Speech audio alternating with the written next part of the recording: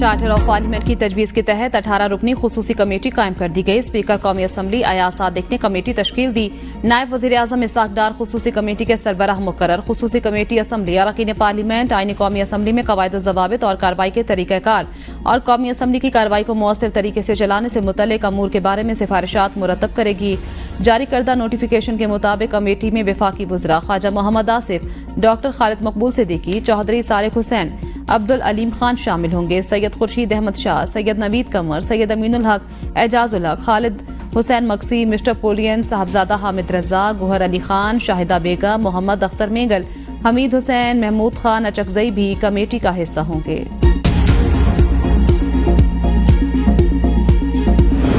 Parliament और आइन के तकद्दुस की हिफाजत के लिए 18 रुकनी कमेटी बनाने की करारदाद कौमी असम्बली से मुतफ़िका तौर पर मंजूर। नायब वज़ीर आज़म इसाक डार खुसूसी कमेटी के सरबराह मुकर्रर। कमेटी में वज़ीर दिफा ख्वाजा आसिफ, पीपल्स पार्टी के खुर्शीद शाह और नवीद कमर शामिल। स्पीकर कौमी असम्बली ने पार्लियामेंट की तजवीज़ के तहत कमेटी का नोटिफिकेशन जारी कर दिया। स्पीकर कौमी असम्बली अयाज सादिक की चार्टर ऑफ पार्लियामेंट की तजवीज़ कौमी असम्बली इजलास में इज़हार ख्याल करते हुए कहा, क्या हम बैठकर चार्टर ऑफ पार्लियामेंट साइन नहीं कर सकते?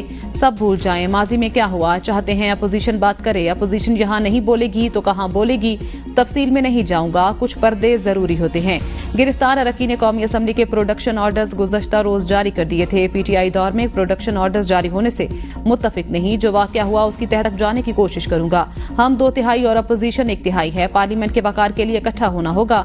असम्बली की कार्रवाई अकेली अपोजिशन या हुकूमत नहीं चला सकती। हुकूमत और अपोजिशन का हुकूमत इनका जवाब पत्थर से ना दे, ये एक दिन की खुशी हो सकती है। ऐसा करेंगे तो बानी पीटीआई की तरह कल किसी जेल में होंगे। Chairman peoples party Bilawal Bhutto का कौमी असम्बली में इज़हार ख्याल।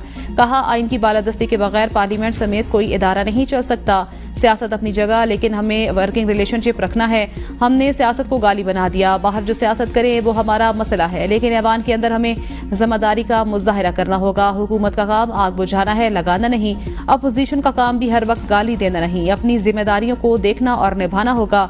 इसी सियासत से नौजवानों को रोजगार और तरक्की दिलवाना है। अगर आपस की लड़ाई में लगे रहे तो मुल्क कैसे आगे बढ़ेगा?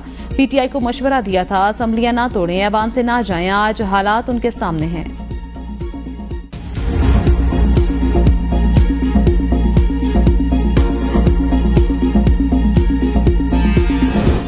वज़ीर आज़म शहबाज शरीफ से पीपल्स पार्टी के वफ्द की बिलावल भुट्टो जरदारी की क़यादत में मुलाकात। मुल्की सियासी सूरत हाल पर मुशावरत। वज़ीर आज़म ने बिलावल भुट्टो जरदारी की चार्टर ऑफ पार्लियामेंट की तजवीज़ को सराहा।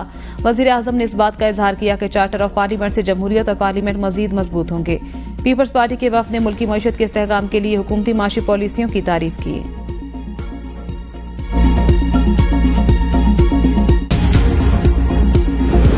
ना मैं चापलूस, ना किसी का चमचा, ना गुलाम। वज़ीर आला खैबर पख्तूनख्वा अली अमीन गंडापुर का पेशावर में बार कौंसिल एसोसिएशंस की तकरीब से खिताब।